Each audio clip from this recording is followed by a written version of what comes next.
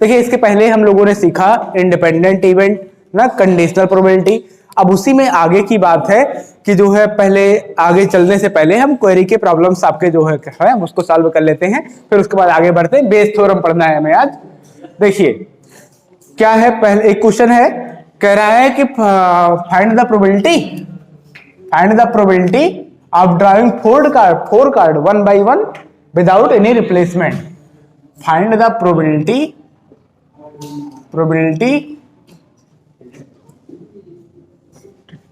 Of drawing इसो।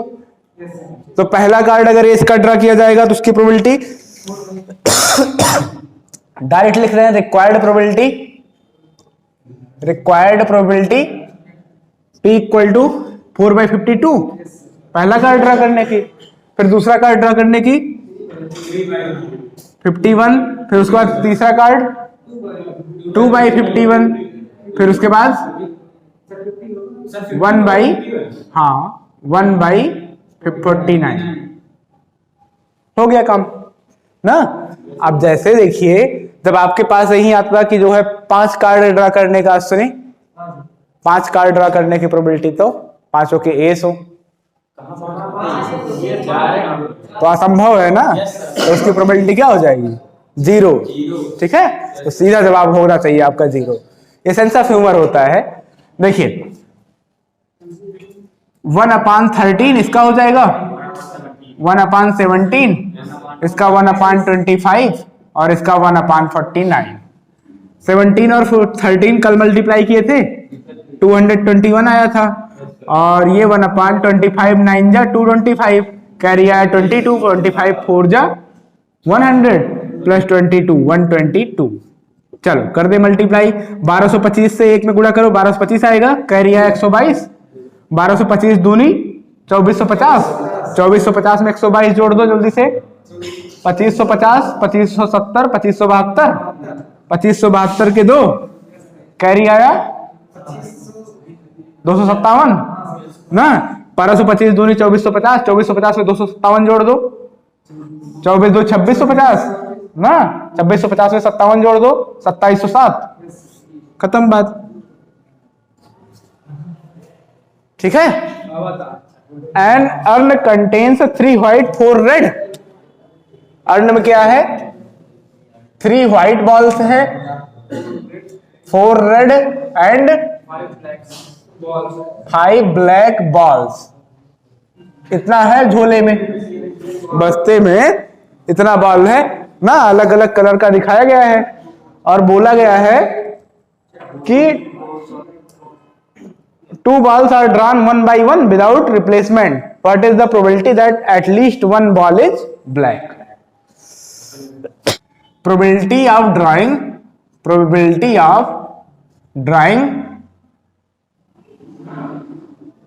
at least 1 ball black.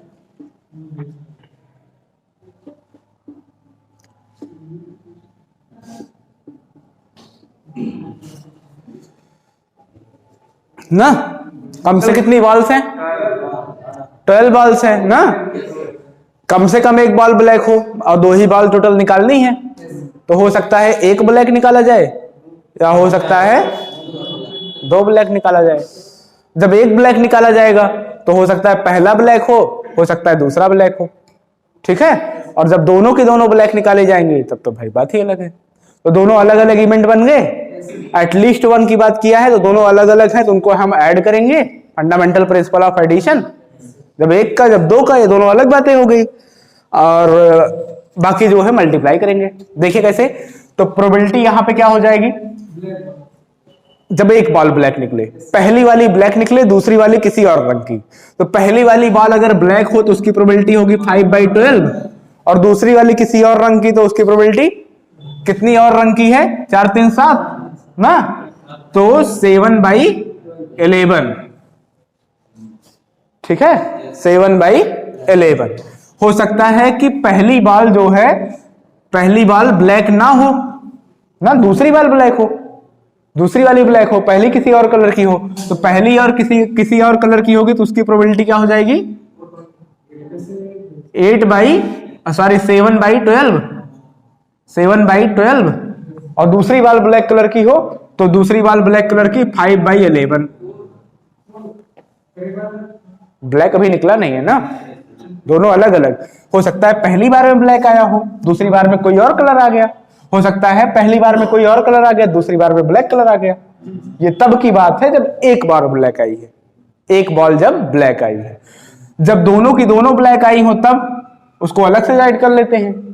जब दोनों की दोनों ब्लैक आई हो तो पहली ब्लैक आई हो इस बात की प्रोबेबिलिटी 5/12, दूसरी ब्लैक आई हो इस बात की प्रोबेबिलिटी 4/11 ना।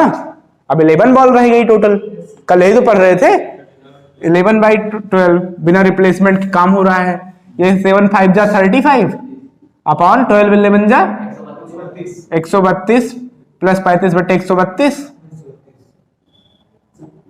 प्लस 20/132, सब जोड़ डालो 35 35 70 20 90 90/132 दो काट दो 45/66 3 से कटेगा 15/22 अब नहीं कटेगा।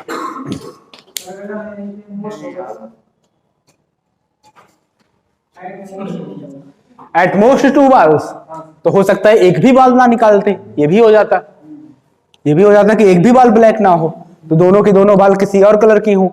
दोनों के दोनों बाल किसी और कलर में जो है आपको ये नहीं सोचना है कि व्हाइट है कि रेड है ना, फर्क इससे नहीं पड़ता। हमारे पास बस इतना मैटर है कि ब्लैक नहीं है, ठीक, बस इतना ही इनफ है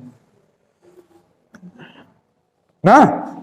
अब चाहो तो इसी को बढ़ा चढ़ा के लिखो, एक नंबर से ज्यादा तो इसे भी नहीं मिलना है इस पे, तो इसको बढ़ा चढ़ा के लिखने से क्या फायदा कि जब पहली प्रोबेबिलिटी पहली बाल ब्लैक दूसरी बाल ये प्लस फिर उसके बाद फिर अगले लाइन में प्रोबेबिलिटी जब पहली बाल किसी और कलर की दूसरी बाल ब्लैक ना, फिर उसके बाद प्रोबेबिलिटी निकालने जब दोनों की दोनों ब्लैक, फिर लास्ट में जाके तीनों सम करते पन्ना भर जाता ना। ऐसे भी लगा सकते हैं सवाल, तो सही भी है, लेकिन जो है बिना मतलब पेज भरने का क्या मतलब है, एक नंबर ज्यादा तो मिलना नहीं है। देखो ये क्वेश्चन क्या कह रहा है आपसे, प्रोबेबिलिटी कोई प्रॉब्लम है ना, स्पेसिफिक प्रॉब्लम, वो ए सॉल्व करेगा या बी, कोई दो बच्चे हैं, एक ए है एक बी है, ए और बी के सॉल्व करने की प्रोबेबिलिटी 1/2 और 1/3 दी गई है ना। तो हमसे पूछा गया है कि दोनों के दोनों इंडिपेंडेंटली प्रॉब्लम को सॉल्व करते हैं, एक दूसरे पर डिपेंड नहीं है, कुछ पूछ पाछ के नहीं कर रहे हैं ना, कोई किसी से पूछ नहीं रहा है। तो फाइंड द प्रोबेबिलिटी कि प्रॉब्लम सॉल्व हो जाती है। प्रॉब्लम सॉल्व हो जाती है, किसी ने फर्क किया हो नहीं फर्क पड़ता ना, चाहे जिसने किया हो, भाई प्रॉब्लम सॉल्व हो गई, खत्म बात। तो प्रॉब्लम सॉल्व हो गई मतलब पहले जो जो दिया गया उसे उठा लीजिए। प्रोबेबिलिटी की ए किया होगा 1/2, प्रोबेबिलिटी की बी ने किया होगा 1/3 ना। एक एक करने की प्रोबेबिलिटी है, एक एक ना कर पाने की प्रोबेबिलिटी ऑफ ए नॉट 1 - 1/2, 1 में से होने की प्रोबेबिलिटी घटा देते हैं, 1 में से 1/2 जाएगा 1/2। प्रोबेबिलिटी बी के ना कर पाने की 1 - 1/3 2/3, ठीक है। और चूंकि इंडिपेंडेंटली प्रॉब्लम को सॉल्व करते हैं इसलिए probability of A intersection B equal to, independent कब होगा, probability of A into probability of B के बराबर, जो हमने कल पढ़ा। प्रोबेबिलिटी ऑफ ए आपको दिया गया है 1/2, प्रोबेबिलिटी ऑफ बी दिया गया है 1/3, कितना आ गया 1/6। अब प्रोबेबिलिटी पहले केस पे आते हैं, probability problem is solved, problem is solved मतलब ए ने किया हो और बी ने किया हो ना, मतलब हमें निकालना है प्रोबेबिलिटी ए यूनियन बी की, मतलब probability of A plus probability of B minus probability of A intersection B. Probability of A मतलब 1/2 प्लस 1/3 माइनस 1/6, ये कितना आ जाएगा 5/6 माइनस 1/6 मतलब 4/6 मतलब 2/3। प्रॉब्लम सॉल्व हो जाएगी, चाहे किसी ने किया हो, किसी एक ने किया हो, चाहे दोनों ने किया हो। इस बात की प्रोबेबिलिटी कितनी है 2/3। अब exactly one of them solves the problem, exactly one of them ना, ठीक है, एग्जैक्टली वन ऑफ देम मतलब दोनों ने नहीं, किसी ने नहीं किया हो, केवल एक ने किया हो, पता नहीं किसने किया है। वन ऑफ देम सॉल्व्स, तो क्या होगा, ए ने किया है, मान लेते हैं ए ने किया है, अगर ए ने किया है तो बी ने नहीं किया होगा ना, probability of A plus into probability of B not. फिर अगर बी ने किया होगा तो ए नहीं कर पाए होगा ना, तो ए ने किया है इस बात की प्रोबेबिलिटी 1/2 है, बी नहीं कर पाया होगा इस बात की प्रोबेबिलिटी 2/3 है, प्लस ए ने नहीं किया है इस बात की प्रोबेबिलिटी भी 1/2 है, बी ने किया है इस बात की प्रोबेबिलिटी 1/6 है। कितना आ जाएगा, 1/3 प्लस 1/12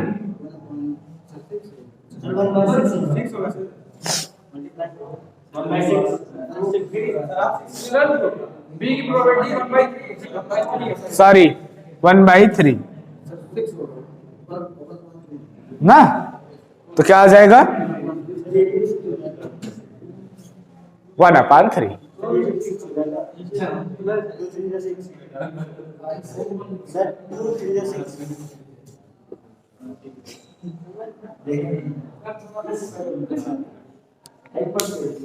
क्या ये किसी इवेंट की होने probability of E plus probability of E not equal to 1 होता है, ये बात 10 से पढ़ रखे हो, होने और ना होने की। तो ए कर पाएगा 1/2 है, ए नहीं कर पाएगा, 1 में से घटा दोगे ना, नॉट वाले को, नॉट वाला अगर निकालना है तो इसको ले जाके उधर 1 में से घटा दो। बी की कितनी है 1/3, बी के नहीं होने की 1 - 1/3 2/3। कह रहा है कि ए और बी दोनों प्रॉब्लम को इंडिपेंडेंटली सॉल्व करते हैं। दो इवेंट इंडिपेंडेंट कब होते हैं, जब probability of A intersection B equal to probability of A into probability of B, दोनों को मल्टीप्लाई कर दिया, इंटरसेक्शन आ गया। हमसे पूछा है इस बात की प्रोबेबिलिटी क्या बताइए कि प्रॉब्लम सॉल्व हो गई, तो किसी ने की हो ना, कोई फर्क नहीं पड़ता, किसी ने की हो, हाँ चाहे ए ने किया हो या फिर बी ने किया हो, जब आ गया आर जैसा वर्ड आ गया तो मतलब यूनियन लगेगा ना, ए यूनियन भी हो सकता है दोनों ने कर लिया हो, तो यूनियन में तो सब आते हैं। तो probability of A plus probability of B minus probability of A intersection. कह रहा है जब exactly one of them solves the problem, तो मतलब सिर्फ एक ने किया है ना, पता नहीं किसने किया है। अगर ए ने किया है तो बी नहीं कर पाया है ना, बी ने किया है तो ए नहीं कर पाया है, और सारा किया नहीं किया हमारे पास है प्रोबेबिलिटी, सबको रख के जो है। इसको भी कर लेते हैं फिर आगे बढ़ते हैं। An urn contains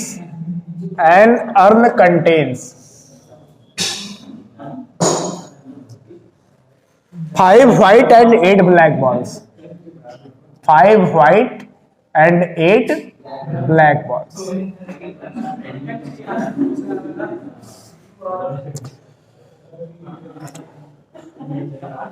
Two successive drawing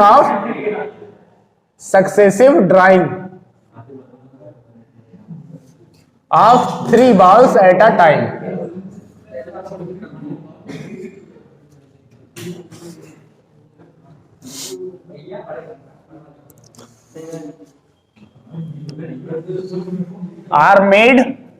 Are made without replacement.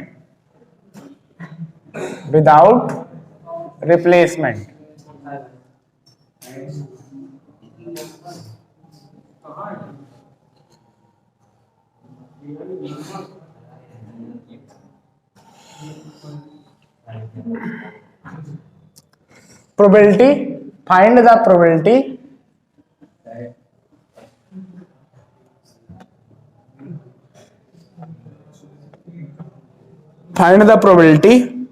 that first draw gives 3 white balls. First draw gives 3 white balls. And second draw gives हाँ 3 ब्लैक बॉल्स।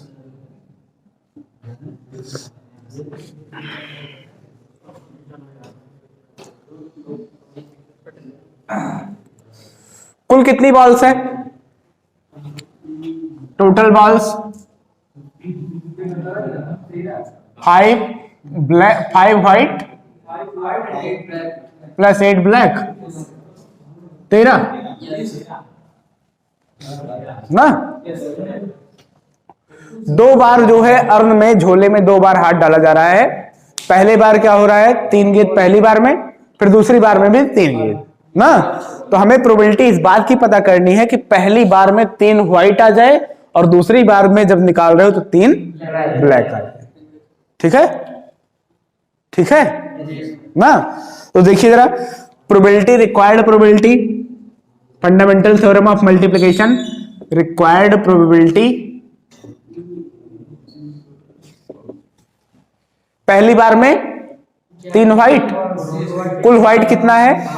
5, 5 में से 3 चाहिए ना, 5C3। 5 में से 3 कितने तरीके से सिलेक्ट कर सकते हो? 5C3 तरीके से।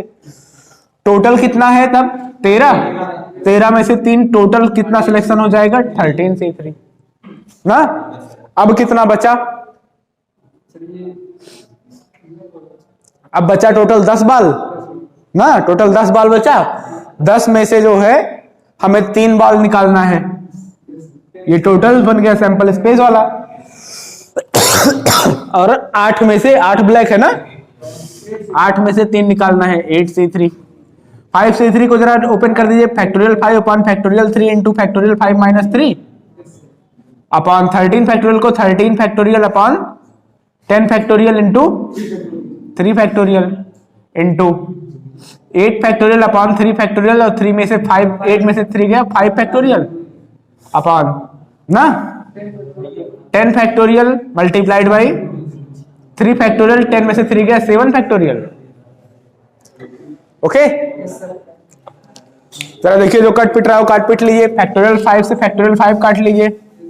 फैक्टोरियल 10 से फैक्टोरियल 10 काट लीजिए। ये फैक्टोरियल 3 एकदम ऊपर जाता, इस फैक्टोरियल 3 से इस फैक्टोरियल 3 को काट लिया, यहां वाले फैक्टोरियल 3 से यहां वाले फैक्टोरियल 3 को काट लिया।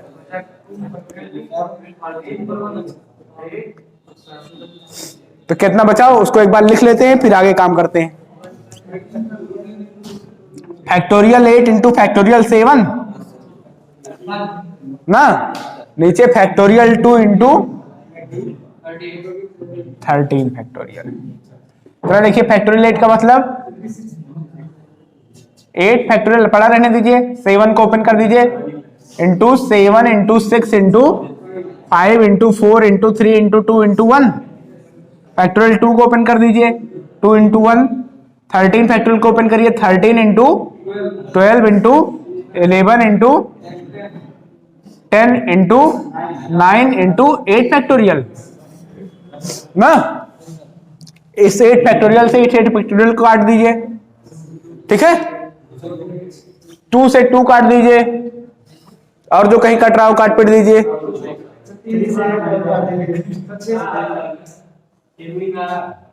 4 3 जा 12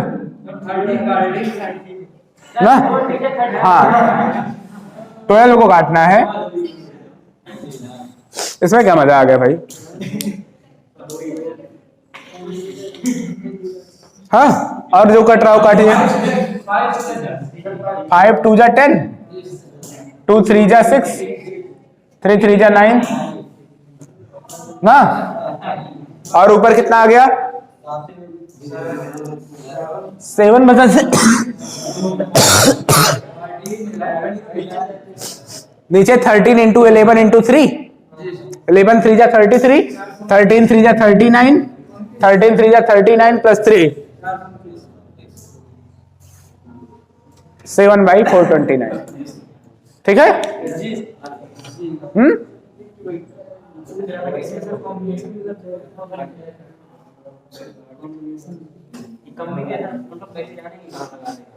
अब देखो जैसे मतलब 3 बॉल इकट्ठे लेनी है ना, कॉम्बिनेशन जानना है अगर, तो क्यों कॉम्बिनेशन लगा दो। देखो 3 बॉल इकट्ठे निकाली गई है, तो पहले 3 बॉल, अभी जैसे अब तक सवालों में क्या होता था, हम कॉम्बिनेशन नहीं लगाते थे, एक बॉल को ही लेते थे, तो उसमें से एक बॉल लेना, वहां भी कॉम्बिनेशन लगा है, जानते हो। जैसे हम लिखते थे ना अभी 5 व्हाइट और 8 ब्लैक बॉल होती, तो हम क्या लिखते कि 5 मतलब हमको एक बॉल निकालनी है, एक बॉल निकालनी है तो क्या करते 5C1, तो 5/13C1 ना, 5C1 से क्या आता 5 ही आता, 13C1 से 13 ही आता, तो डायरेक्ट हम लिखते हैं 5/13, ठीक है। जब 2 बॉल, एक से ज्यादा जब सिलेक्शन रहे, एक से ज्यादा चीजें साथ में आ रही हैं, तो आप कॉम्बिनेशन लगाइए। अब तक क्या होता था हमारे पास, अभी तक जितना हमने प्रोबेबिलिटी पढ़ा उसमें हमारे पास एक ही बात होती थी कि कोई एक जो है बैग रखा है, कुछ एक कंटेनर रखा है ना, अब कंटेनर ही हमारे पास 2 3 4 रखे रहेंगे, बैग ही 2 3 4 रखे रहेंगे, ठीक है। जब ऐसा हो जाए कि आपका सैंपल स्पेस ही डिवाइड होने लगे ना, तो हमें जरूरत पड़ती है बेस थ्योरम की। बेस थ्योरम को जानने से पहले कुछ बातें जानते हैं ना, कुछ बातें ऐसी।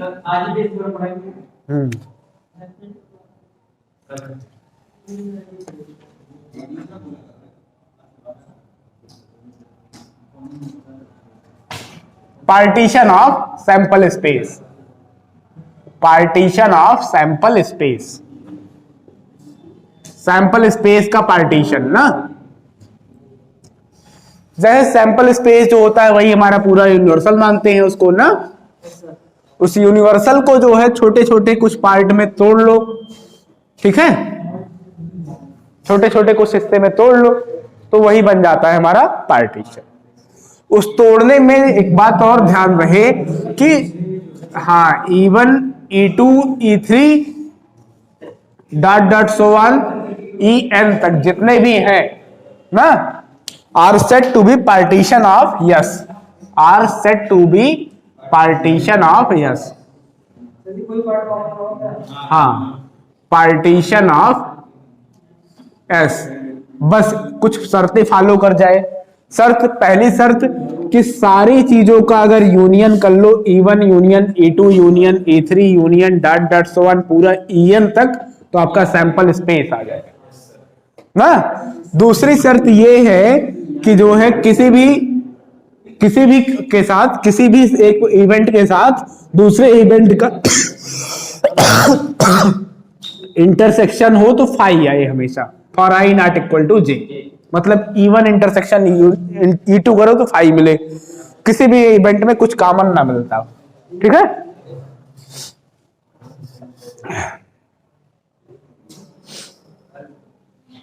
Sir probability of E greater than, हाँ वो ऑब्वियस बात है कि किसी भी जो है किसी की भी प्रोबेबिलिटी हमेशा positive.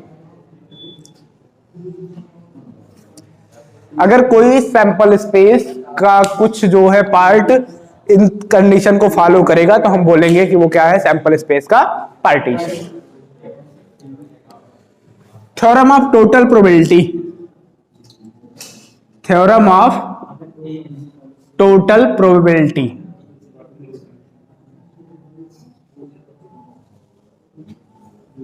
Theorem of total probability.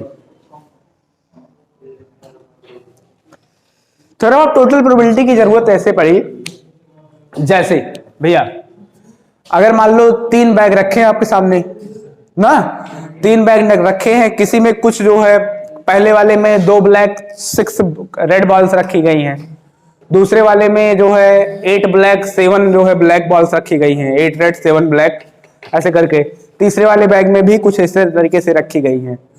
आपको निकालना है एक ब्लैक बॉल निकालनी है, एक ब्लैक बॉल निकालनी है, तो आपकी चुनौती क्या हो गई कि किस बैग से निकाली जाए। तीनों बैग में ब्लैक बॉल्स है ना, किस बैग से निकाली जाए, ये चुनौती हो गई, ठीक है। तो अलग अलग कंडीशन के लिए अलग अलग प्रोबेबिलिटी बनेगी। भाई बैग फर्स्ट से निकाला गया जा सकता है, बैग सेकंड से निकाला जा सकता है, बैग थर्ड से निकाला जा सकता है ना। तो जब आपका क्वेश्चन कुछ इस टाइप से बनने लगे कि हमें प्रोबेबिलिटी निकालनी है एक रेड बॉल ड्रॉ करने की, तो ऐसी सिचुएशन में आप करोगे क्या, थ्योरम ऑफ टोटल प्रोबेबिलिटी का यूज करोगे। Theorem of total probability.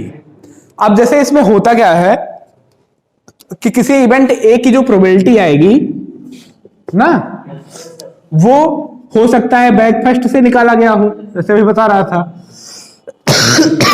तो probability of E1 into probability of A slash E1 plus probability of E2 दूसरे वाले बैक से रहा हो तो उसकी condition, probability of A slash E2 plus dot dot so one, पूरा जहां तक होगा वहां तक ना, into probability of A slash E। अब जितनी कंडीशंस रहे सारी कंडीशन हम अप्लाई करेंगे और ऐसे निकालेंगे। थ्योरम ऑफ टोटल प्रोबेबिलिटी से अगर एनसीईआरटी की बात करें तो मात्र एक क्वेश्चन है, क्वेश्चन नंबर 1 13.3 में, उसी को करते हैं बेस थ्योरम। फिर थ्योरम ऑफ टोटल प्रोबेबिलिटी से रिलेटेड है, उसको बाद में शुरू करते हैं। 13.3 के से जो है एक क्वेश्चन एनसीईआरटी वाला वही कर लिया जाए, बाकी और जो आप पूछेंगे वो किया जाएगा।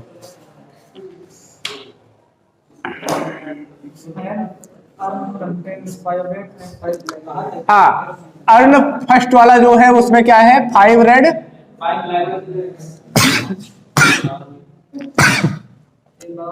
5 रेड एंड 5 ब्लैक बॉल्स।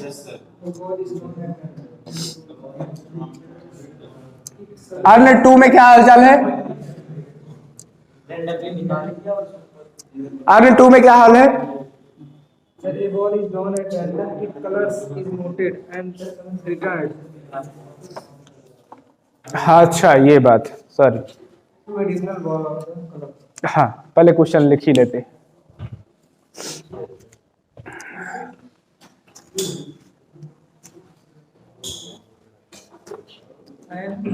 हाँ क्वेश्चन पढ़िए। अर्न में जो है 5 रेड और 5 ब्लैक बॉल्स हैं।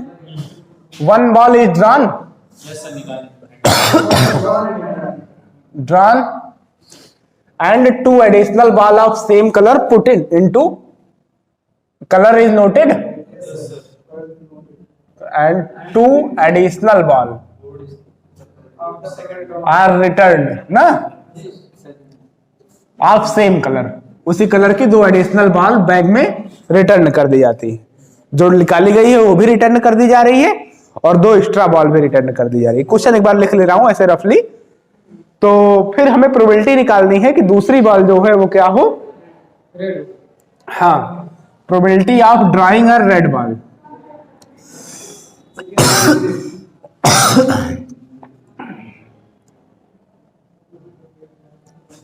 The probability of second ball is red.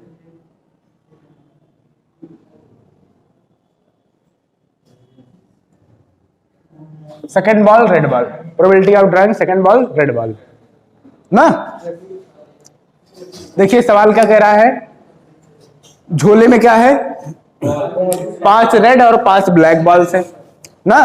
एक बॉल ऐसे निकाला गया, देखा गया किस रंग की है ना, जिस रंग की बॉल थी उसी रंग की 2 बॉल और डाल दी गई, ठीक है। तो अब कितनी गेंद हो जाएगी झोले में, पहले 10 थी अब 12 हो जाएगी। लेकिन अब ये नहीं पता कि कौन से कलर की पहले निकली थी जिस कलर की रखी गई, ठीक है। तो हम पहले ये इवेंट बना लेते हैं कि जो पहली बार निकली थी ना वो रेड थी या फिर ब्लैक थी, 2 ही चीजें पॉसिबल है, ठीक है। तो सैंपल स्पेस हमारा 2 हिस्से में टूट गया। लेट ऐसे बना ले, let E1 and E2 be events of drawing first ball red और ब्लैक। अच्छा अच्छा बस 5 event of drawing first ball red और ब्लैक।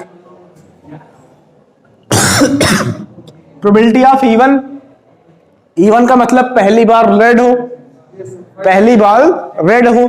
अगर पहली बार रेड है तो उसकी प्रोबेबिलिटी 5/10, 1/2। अभी डाला नहीं गया है।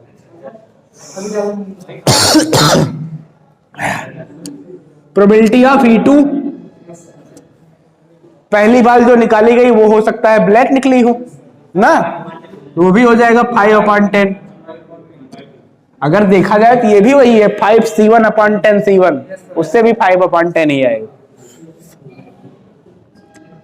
लेट एक इवेंट ए बनाते हैं, A be the event of drawing a red ball drawing second ball as red ball, red ना। अब देखिए प्रोबेबिलिटी ऑफ A/E1, इसका क्या मतलब है? कंडीशन लग गई क्या कि जो पहली गेंद निकाली गई थी वो किस कलर की थी? रेड कलर की थी। तब दूसरी बॉल रेड निकालने की कंडीशन पे रेड बॉल को निकालने की प्रोबेबिलिटी, जब जो पहली बॉल निकाली गई थी वो किस कलर की थी? रेड कलर की थी। तो रेड बॉल निकालने की, अगर पहली बॉल रेड कलर की थी तो रेड कलर की 2 बॉल यहां और रख दी गई है। जिस कलर की बॉल है उसी कलर की 2 बॉल और रख दी गई है।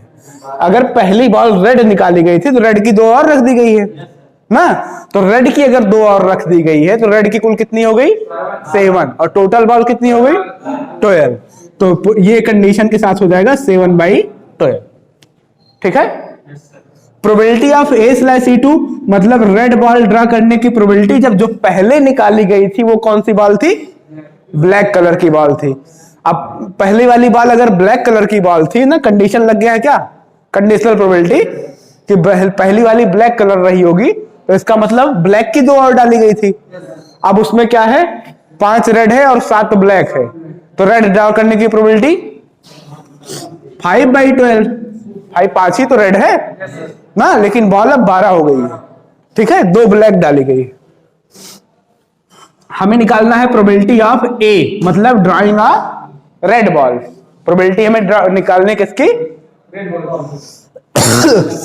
सेकंड बॉल रेड हो, तो दोनों अलग अलग कंडीशन में निकालेंगे। ये थ्योरम ऑफ टोटल प्रोबेबिलिटी का यूज कीजिए। क्या हो जाएगा? Probability of E1 probability of A/E1 plus probability of E2 into probability of A/E2। चलिए, probability of E1 1/2, A/E1 7/12, probability of E2 1/2, A/E2 5/12।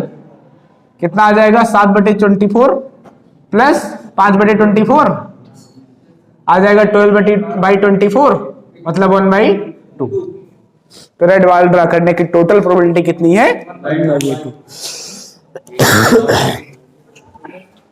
तो ये थी हमारी जो है थ्योरम ऑफ टोटल प्रोबेबिलिटी। इसके बाद हम लोग जानेंगे बेस थ्योरम ना, और धीरे धीरे चीजों को आगे